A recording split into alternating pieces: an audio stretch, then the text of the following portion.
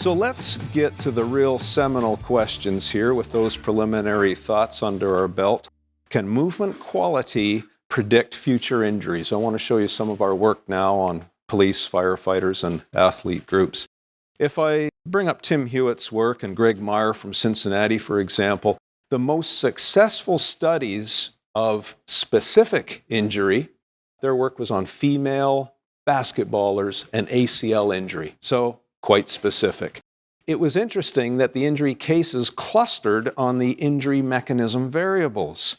Success proves screening for injury mechanisms with appropriate intervention is possible, and it works to reduce specific injuries.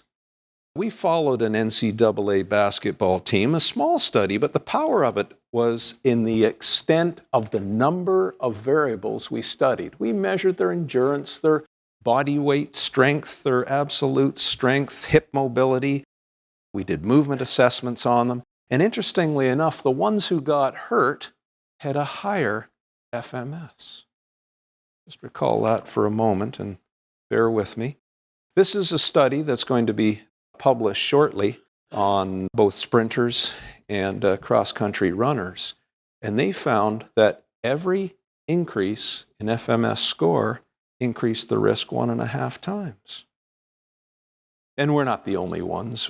Many people are now finding this sort of thing. Are we missing something?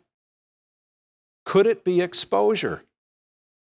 This, going back to our basketball study, shows, yes, I think we are. The better players are better athletes. They have a better FMS. They play more than double the time. Now, this is starting to disguise the true relationships of measuring movement quality with screens. And by the way, I've been in the occupational world for 30 years, and that's exactly what they've found. You've got to control exposure if you're going to compare scientific studies and glean out from those scientific studies what it actually contains. Don't fall for only reading the abstracts.